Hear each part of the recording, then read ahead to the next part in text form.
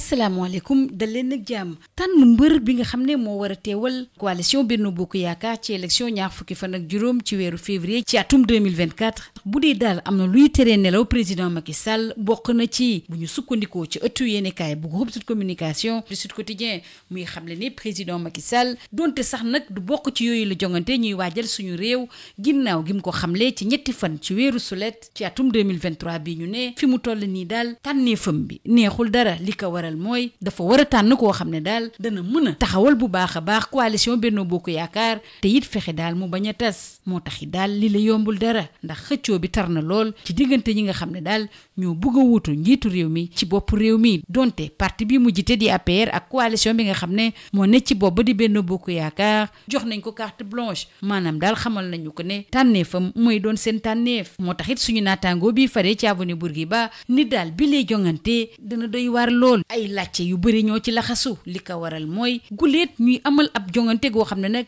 président ba woon du ca bokk teg ci it ñi nga xam ne ñoo war a teewal ku jégi ci yooyu la jongante kenn xamul leen ba tey li ko waral mooy ñenn ñi ñu ngi ci loxoy yoon ña ca des code électoral bi moo leen koy bëgg a xañ ak ki daal wàllu parrainage bi dañuy des ak kenn koo xam ne it dafa fas yéene nekk mbër ci élection atum 2024 di Ousmane Sonko ñu waxtaane nag tolluwaayu wér-gu-yaramam bi nga xam ne ci jamono ji soxal na lool kenn ci ñi koy layool di maître Ciré Clédor Ly ci bataaxal boo xam ne da koy yónnee ëttu yéenekaay yi nag maître Ciré Clédor Ly di xamle ne ci mébét bi ñu amoon ngir génne Ousmane Sonko ci l'hôpital ci fukki fan ak ñeent ci weeru août bi ñu weesu daal àndu ca benn yoon ndax da koy méngale bañ a taxaw ba war koo xam ne daal dafa loof lool soxla ndimbal ci mbirum Ousmane Sonko la ñuy des ndax waa Sud Quotidien jox nañ ci it kàddu ki jiite Afrikajom Center di Alioune Tine muy xamle ne nag bu ñu jëlul ay décision si ni mu gën a jàmpee daal mun nañu tiital Ousmane Sonko ci loolu la ñuy des rawatina artu yi nga xam ne nag mi ngi bawoo fépp ginnaaw xiifal bi nga xam ne moom la Ousmane Sonko ak ay ñoñam nekk ci kaso bi di amal ci jamono ji wàll ni foo sekk ci waxtaan ak Seydi Gassama muy xam ne daal xibaar yi nga xam ne moo bawoo ci kaso bi daal dalul xel benn yoon bu ñu moyul daal ñenn ci ñooñi nga xam ne ñooy amal xiifal boobule danañu ñàkk seen bakkan keneen koo xam ne yéen mbir mi soxal na ko lool mooy maître Khoureychi Ba moom nag muy xam le ne Ousmane Sonko tey nag la gën a dogu ci kombaam Aminata Touré nag bi nga xam ne moo fi nekkoon premier ministre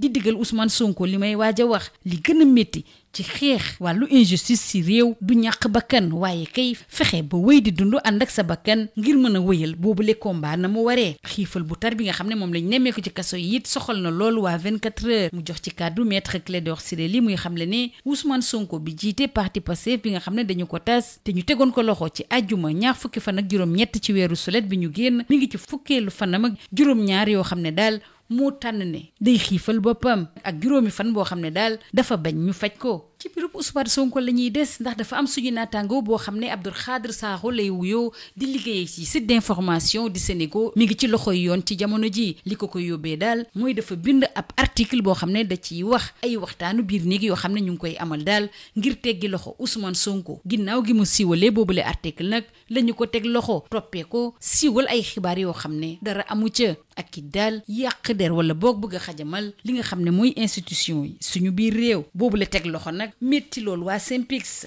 ñu génn ci ab bataaxal di xam le ne nag li leen gën a jaaxal ci mbir mi mooy Abdou Khadre Sakho mi ngi ci loxo bi yoon ci jamono joo xam ne nag directeur de publication bu Sénégal moom kenn tegul ko loxo ndax ci wàllu bi yoon dañoo xam le ne moomu directeur de publication bi bu jafe-jafe amee daal moom lañ ci war a njëkk a woolu leneen lu soxal ëttu yéenekaay yi ñu xëyandool tey jilee mooy waajal bi nga xam ne moom la waa CEDEAO di waaja dal ci Niger ngir delloo si ci bopp réew mi Mohamed Bazoum ci loolu waa Sud Quotidien di ñu xamal ne nag dafa am ay daje yoo xam ne dañu ko amal lu ko dooree ëllëg ci alxamis bi jàpp àjjuma ji fële ci Ghana te ñi ko nar a amal nag mooy semgaa yi ci loolu la ñuy des ndax waa Dakar Times ñuy xamal ne xalif général bu Fayda Tijaniya di Cheikh Mouhamadoul Mahi Ibrahima Niass mi nga xam ne jokkoo na lool ak kilifa yi ngonk Niger xam le ne pare na daal ngir sol dàllam dox tànk jàmm ngir Niger mën a génn ci guuta gi mu ne ci wàllu tàggat yaram nag li ci gën a fës bokk na ci wàllu tournoi de préqualification olympique ak ndam bi nga xam ne moom la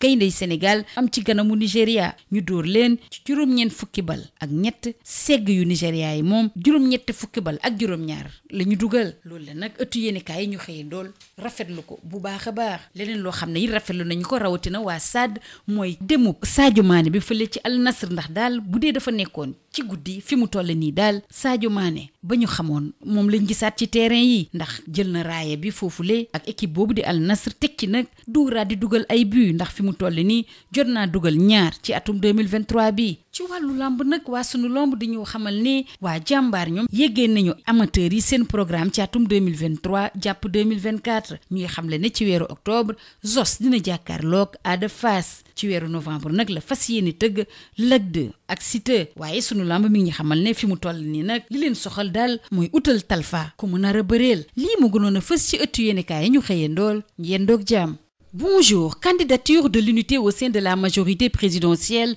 c'est le casse-tête de Macky Sall, constate le quotidien du groupe Sud Communication, Sud Quotidien. C'est tout simplement le dilemme de Macky. D'après le confrère de l'avenue Bourguiba, hors jeu à la course pour la présidentielle de février 2024, depuis sa sortie du 3 juin 2023, le président Macky Sall se retrouve entre le marteau et l'enclume pour dénicher au sein de la majorité présidentielle le candidat de l'unité qui saura défendre avec succès les couleurs de son camp sans risque d'implosion. Une tâche qui ne semble pas aisée tant les oppositions entre prétendants à sa succession sont sourdes, poussant même l'actuel chef de la majorité à postuler diverses stratégies en dehors de primaires pour bonifier le choix qu'il aura à faire après la carte blanche que lui ont délivré son parti APR et sa coalition Benno Bokk Yakaar, ce qui pousse le confrère de l'avenue Bourguiba à écrire que la présidentielle de février 2024 ne cesse encore de susciter moult interrogations, tant elle étonne de par ses spécificités